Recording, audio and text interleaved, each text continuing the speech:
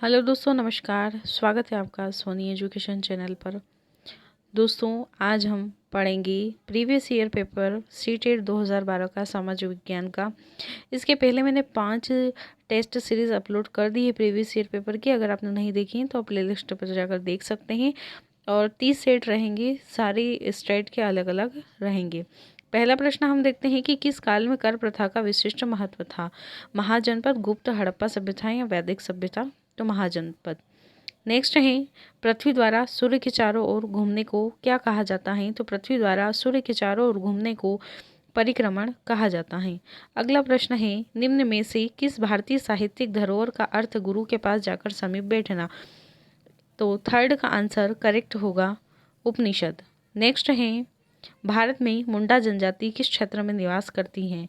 दुर्ग, कुल्लू, छोटा नागपुर, बस्तर? इसका आंसर होगा छोटा नागपुर। अगला प्रश्न है, जब किसी व्यक्ति या समूह को किसी प्रतिरूप के साथ जोड़ दिया जाता है तो उसे क्या कहा जाता है? उसे रूढ़िबद्ध कहा जाता है।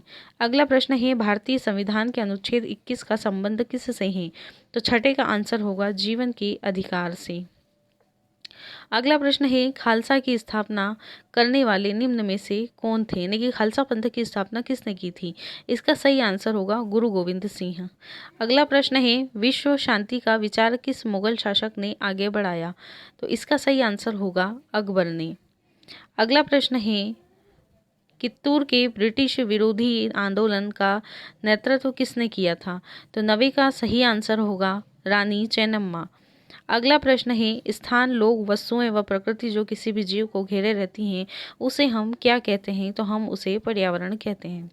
अगला प्रश्न है, पिंड जिनमें अपनी ऊष्मा व प्रकाश नहीं हो लेकिन वे तारों की रोशनी से चमकते हैं उन्हें क्या कहा जाता है?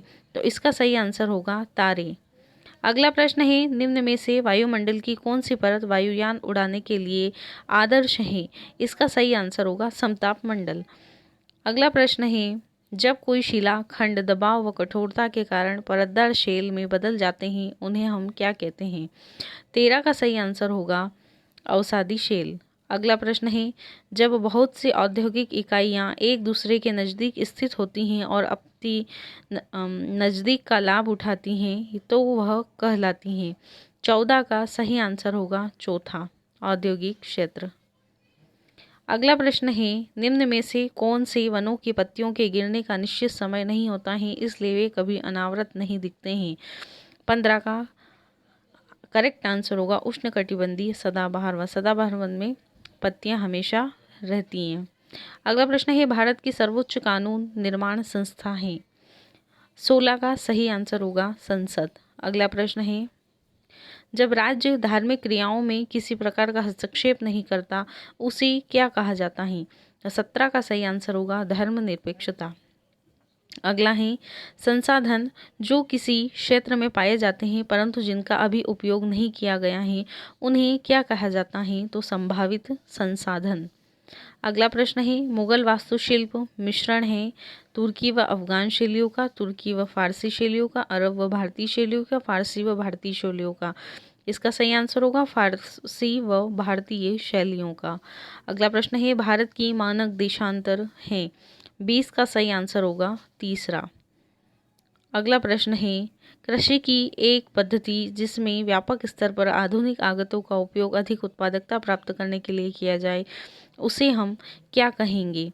तो उसे हम वाणिज्यिक खेती कहेंगे। अगला प्रश्न है, निम्न में से कौन सा परंपरागत ऊर्जा का स्रोत है? सौर ऊर्जा, ज्वारीय ऊर्जा, जीवाश्म ऊर्जा या पवन ऊर्जा? तो 22 का सही आंसर होगा जीवाश्म ऊर्जा। अगला प्रश्न है, जब एक देश पर दूसरे देश के दबदबे से राजनीतिक, आर्थिक, सामाजिक और सांस्कृतिक बदलाव आते हैं तो इस क्रिया को हम क्या कहते हैं? तो इस क्रिया को हम औपनिवेशीकरण कहते हैं। ये सारे क्वेश्चन छठी, 7वीं, 8वीं से ही लिए गए हैं। आप बुक उठा कर देखना, या फिर मैं अपलोड कर रही हूँ अभी सोशल साइंस की वीडियो। जैसे टाइम मिल रहा है वैसे कर रही हूँ। अभी ज़्यादा तो 6 क्लास की ही चल रही है, लेकिन आप चाहें तो देखिए वहाँ जाकर कि किस तरीके से क्वेश्चन वहाँ से सीधे सीधे लिए गए हैं। अगला प्रश्न है, उत्तरी अमेरिका का पूर्वी तट व जापान के आसपास समुद्र मत्स्य प्रचुर है क्यों प्रचुर मात्रा में वहाँ मत्स्य पाए जाते हैं? क्योंकि यहाँ गर्म व ठंडी धाराओं का मिलन है। अगला प्रश्न है, एक निश्चित क्षेत्र में जहां रहने वाले सभी मतदाता अपना प्रतिनिधि चुनते हैं क्या कहलाता है? 25 का सही आंसर होगा निर्वाचन क्षेत्र। अगला प्रश्न है, भारतीय स्वतंत्रता संग्राम में दांडी यात्रा को किसकी शुरुआत माना जाता है? तो इसका सही आंसर होगा सविनय अवज्ञा आंदोलन। अगला प्रश्न है, शास्त्रीय नृत्यों के संदर्भ में निम्नलिखित में से कौन सा कथन सत्य है? 27 का सही आंसर होगा शास्त्रीय नृत्यों के 8 मान्य रूप हैं। अगला प्रश्न है, निम्न में से कौन सा अपर्दन स्थल रूप है? हिमोट, छत्रकशिला, लोइस या डेल्टा? तो 28 का सही आंसर होगा छत्रकशिला। अगला प्रश्न है, भारत में राज्य के राज्यपाल की नियुक्ति कौन करता है? तो 29 का सही आंसर होगा भारत का राष्ट्रपति। अगला प्रश्न है, विश्व की 80% से अधिक जनसंख्या कहाँ निवास करती है? 30 का सही आंसर होगा एशिया व अफ्रीका में। अगला प्रश्न है, निम्नलिखित में से कौन सा संसद के कार्य प्रकरण को पढ़ाने का सर्वोत्कृष्ट तरीका है? ये आपके शिक्षण शास्त्र से संबंधित प्रश्न आ रहे हैं। इसमें पहला पॉइंट है, मुद्दों पर सहमति बनाने के लिए वाद विवाद का आयोजन करना। यानी कि हम क्या पढ़ा रहे हैं बच्चों को? संसद के कार्य। तो इस प्रकरण को पढ़ाने के लिए क्या उपयुक्त होगा? परियोजना कार्य, व्याख्यान पद्धति या कहानी पद्धति? तो 31 का सही आंसर होगा पहला, मुद्दों की सहमति बनाने के लिए वाद विवाद का आयोजन। अगला प्रश्न है, सतत और व्यापक मूल्यांकन मुख्य रूप से किस पर बल देता है? सतत व्यापक मूल्यांकन से सीटेट में अधिकतर प्रश्न पूछे जाते हैं। हर एग्जाम में आपको एक आध प्रश्न, 2 प्रश्न मिल ही जाएगा। इसका पहले हम ऑप्शन देखेंगे इसमें कि सतत और व्यापक मूल्यांकन मुख्य रूप से किस पर बल देता है? मस्तिष्क, हृदय और हाथ की शिक्षा पर, कमजोर अयोग्य विद्यार्थियों के उच्च स्तर पर प्रोन्नत करने, बच्चे के सुधार के लिए लगातार परीक्षण करने या बच्चे के व्यवहार का सतत अवलोकन करना। तो हमें बच्चों के व्यवहार का सतत अवलोकन करते रहना चाहिए। अगला प्रश्न है, सामाजिक विज्ञान की शिक्षिका अक्सर वस्तुनिष्ठ प्रकार वाला रूपात्मक आकलन करती हैं, लेकिन उसे उसके द्वारा विकसित परीक्षण की विश्वसनीयता पर शंका है। इस प्रकार के आकलन की विश्वसनीयता को बढ़ाने के लिए उसे क्या करना होगा? क्या यह पता लगाना कि अन्य शिक्षक क्या करते हैं, प्रश्नों की संख्या बढ़ाना, मानकीकृत परीक्षण का उपयोग करना, एनसीईआरटी द्वारा प्रकाशित उदाहरण रूपी पुस्तिका में दिए गए प्रश्नों का प्रयोग करना। तो इसका सही आंसर होगा मानकीकृत परीक्षण का प्रयोग करना। अगला प्रश्न है, सामाजिक विज्ञान को बच्चों को के साथ लेस करना चाहिए। स्वतंत्र रूप से चिंतन करने की योग्यता पर, सामाजिक व्यवहारों का बचाव करने की योग्यता पर, जेंडर के बारे में सामाजिक नियमों का पालन करने की योग्यता पर या सामाजिक दबाव को झेलने की योग्यता पर?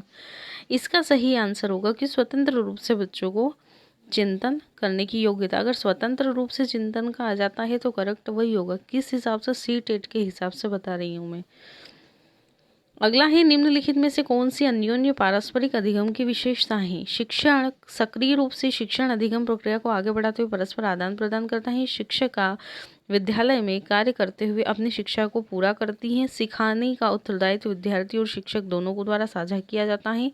भूलने के कारणों को संबोधित करते हुए सीखना। तो 35 का सही आंसर होगा तीसरा, सीखने का उत्तरदायित्व विद्यार्थी शिक्षक दोनों के द्वारा साझा किया जाता है।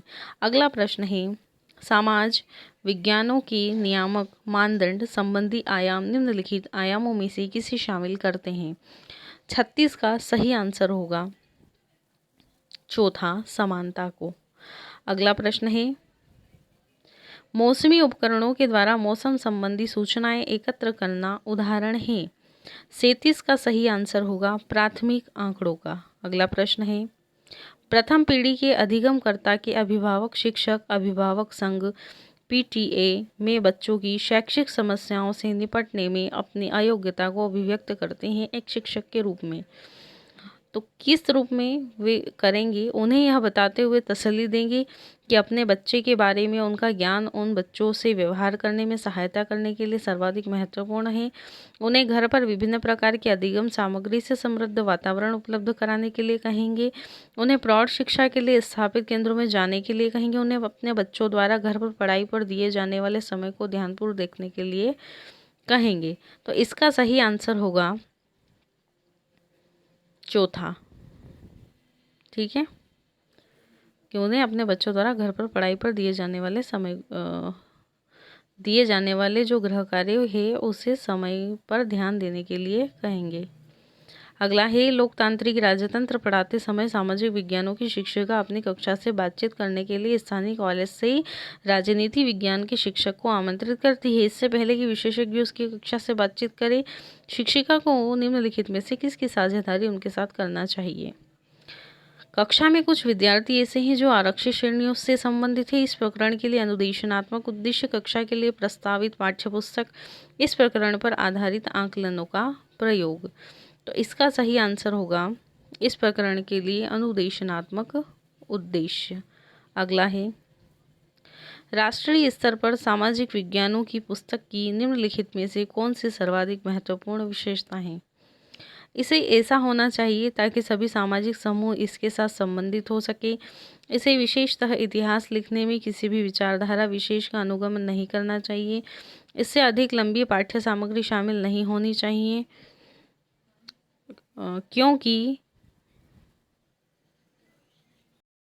लंबी पाठ्य सामग्री को याद करने में बच्चों को कठिनाई होती है।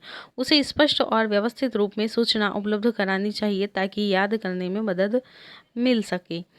तो इसका सही आंसर होगा, इसे ऐसा होना चाहिए ताकि सभी सामाजिक समूह इसके साथ संबंधित हो सके। अगला प्रश्न है, निम्न में से कौन सी शिक्षण सहायक सामग्री महाद्वीपों के आनुपातिक क्षेत्र व आकार को दर्शाने के लिए सबसे अधिक उपयुक्त है। जब कक्षा में एक शिक्षक जाता है तो वह अगर उसे महाद्वीप पढ़ाना है तो क्षेत्र व आकार को दर्शाने के लिए सबसे अच्छा क्या होगा। तो इसका सही आंसर होगा कि ग्लोब। नेक्स्ट है, एक कक्षा में कुछ आदिम जनजाति के बच्चे भी शामिल हैं तथा इसके कारण उस कक्षा में सांस्कृतिक विविधता का माहौल है। शिक्षक द्वारा इसका प्रभावी ढंग से इस्तेमाल करने हेतु निम्नलिखित में से कौन सा तरीका सबसे अच्छा होगा। तो इसका सही आंसर होगा 42 का पहला ऑप्शन, कि विद्यार्थियों से अपनी संस्कृति और उनके द्वारा सबसे अधिक मूल्यवान और अथवा सम्मानित बिंदुओं से जुड़े प्रकरणों पर क्रियात्मक शोध करने के लिए कहना। अगला प्रश्न है, निम्न में से कौन सा पूरा पाषाण स्थल है। भीमबेटका, बुर्जहोम, इनाम गांव, हल्लर। तो इसका सही आंसर है भीमबेटका। अगला प्रश्न है, के अलावा निम्नलिखित कारक सामाजिक विज्ञान शिक्षण के आधार का निर्माण नहीं करते हैं। सबसे पहले तो एग्जाम देने जाएं तो आप पूरा प्रश्न पढ़ें, क्योंकि कई बार हम नहीं को भूल जाते हैं या ध्यान से नहीं पढ़ते हैं और ऑप्शन कुछ और लगा के आ जाता है। अब यहाँ के अलावा ध्यान रखना कि के अलावा यानी कि 3 ऑप्शन करेक्ट है, एक ऑप्शन ऐसा है जिस पर हमें टिक करना है। ठीक है, तो के अलावा निम्नलिखित कारक सामाजिक विज्ञान शिक्षण के आधार का निर्माण नहीं करते हैं। पाठ्य सामग्री पर सूचनाओं को स्थानांतरित करने, समाज की आलोचनात्मक समझ विकसित करने, विश्लेषणात्मक कौशल को बढ़ावा देने, वैश्विक दुनिया में समायोजन के लिए सामाजिक कौशलों को बढ़ावा देने, समाजशास्त्र। इसका सही आंसर होगा पाठ्य सामग्री पर सूचनाओं को स्थानांतरित करने। निम्न में से कौन सा प्रारंभिक स्तर पर सामाजिक विज्ञान के संदर्भ में सही है। इतिहास, भूगोल, नागरिक शास्त्र, समाजशास्त्र, इतिहास, भूगोल, अर्थशास्त्र, समाजशास्त्र, इतिहास, भूगोल, राजनीति विज्ञान, अर्थशास्त्र, या इतिहास, भूगोल, राजनीति विज्ञान या समाजशास्त्र। यानी कि क्या पूछ रहा है वो, प्रारंभिक स्तर पर सामाजिक विज्ञान के संदर्भ में क्या सही है। तो इसका सही आंसर होगा इतिहास, भूगोल, राजनीति विज्ञान, समाज शास्त्र। अगला है, निम्न में से कौन सा केंद्रीय माध्यमिक शिक्षा बोर्ड की फॉर्मेटिव मूल्यांकन के लिए सुझाव नहीं है। तो इसका सही आंसर होगा अधिक आवृत्ति में से परीक्षण करना। ये प्राथमिक पाठ्य सामग्री के लिए प्रामाणिक स्रोतों का उपयोग, स्रोतों आधारित विश्लेषण, मॉडल व चार्ट, फॉर्मेटिव मूल्यांकन माध्यमिक शिक्षा बोर्ड के सुझाव हैं। कौन सा नहीं है, तो ये था पहला, अधिक आवृत्ति से परीक्षण करना। अगला है मानचित्र को समझने की सर्वव्यापी भाषा को समझा जा सकता है वर्णमाला अक्षरों द्वारा, विषय संबंधी मानचित्रों, रूढ़ चिन्हों द्वारा, रेखा चित्रों द्वारा। 47 का सही आंसर है रूढ़ चिन्हों द्वारा। अगला प्रश्न है सूफी संतों के मकबरे को क्या कहा जाता है? 48 का करेक्ट आंसर है दरगाह। अटलांटिक महासागर के विषय में क्या तथ्य हैं? देखते हैं हम पहले। यह अंग्रेजी के एस अक्षर के आकार का है। इसकी तटरेखा सरल रेखीय व निर्बाध है। व्यापारिक दृष्टि से सबसे व्यस्त महासागर है। इसका करेक्ट आंसर होगा ए और सी। मैंने महाद्वीप और महासागर का एक चैप्टर पूरा कंप्लीट किया जिसमें 100 से भी ज़्यादा प्रश्न है, यानी कि 150 के लगभग प्रश्न हैं। तो वो वीडियो मैं कल अपलोड करूँगी, अगर आप चाहें तो वो देख सकते हैं। उससे हटके तो कुछ क्वेश्चन नहीं बनेंगे, बहुत ही अच्छे नोट्स हैं। आप उस वीडियो को ज़रूर देखें, आपको बहुत उससे फ़ायदा होगा। अगला प्रश्न है मौर्य शासक अशोक द्वारा लड़ी गई लड़ाई का स्थल कलिंग वर्तमान में कहाँ है? यानी कि कलिंग में मौर्य शासक अशोक द्वारा लड़ाई लड़ी गई थी, लेकिन वो वर्तमान में अब कहाँ है? केरल, आंध्र प्रदेश, कर्नाटक या ओडिशा? तो 50 का सही आंसर होगा ओडिशा। अगला है जीवन की उत्पत्ति के शिक्षण हेतु अध्यापक को अवश्य भ्रमण कराना चाहिए। जीवन के विकास के शिक्षण हेतु या जीवन की उत्पत्ति के शिक्षण हेतु? चिड़ियाघर, जीव संरक्षण उद्यान, प्राकृतिक इतिहास संग्रहालय, पुरातात्विक संग्रहालय? तो आना चाहिए प्राकृतिक इतिहास संग्रहालय। अगला प्रश्न है निम्नलिखित में से कहाँ सभी अक्षांशों पर दोपहर का सूर्य वर्ष में कम से कम एक बार सीधा ऊपर से चमकता है? 52 का सही आंसर होगा कर्क रेखा और मकर रेखा के मध्य। अगला प्रश्न है विज्ञान के शिक्षक निम्न में से किस विवरण संकेत को अधिभार दे सकते हैं? यहाँ पर क्वेश्चन नंबर रह गया है, सॉरी मैंने यहाँ से पढ़ लिया है ना। अभिवृत्ति और मूल्यांकन का आकलन करते समय सामाजिक विज्ञान के शिक्षक निम्नलिखित में से किस विवरण संकेत को अधिभार दे सकते हैं? दूसरे बच्चों के साथ श्रेय की साझेदारी न करना, रोजाना शिक्षक का अभिवादन न करना, दूसरों के विचारों को निष्क्रिय रूप से स्वीकार करना, प्रश्न पूछने के लिए स्वतंत्र महसूस करना। तो साझेदारी न करने का ये करेक्ट आंसर होगा। अगला है सामाजिक विज्ञानों के किसी शिक्षक के लिए कक्षा में ही हुई चर्चा के बारे में कौन सा तथ्य सर्वाधिक ध्यान देने योग्य है? कोई भी विद्यार्थी दूसरे विद्यार्थियों से पूर्ण रूपेण सहमत था। विद्यार्थियों ने सह विद्यार्थियों की बात सुनने से बिल्कुल मना कर दिया। विद्यार्थी सीधे ही अपने सह विद्यार्थियों से प्रश्न करने लगे। विद्यार्थियों ने अपने सह विद्यार्थियों को बीच में ही टोकना शुरू कर दिया था। इसका सही आंसर होगा कोई भी विद्यार्थी दूसरे विद्यार्थी से पूर्ण रूपेण सहमत था।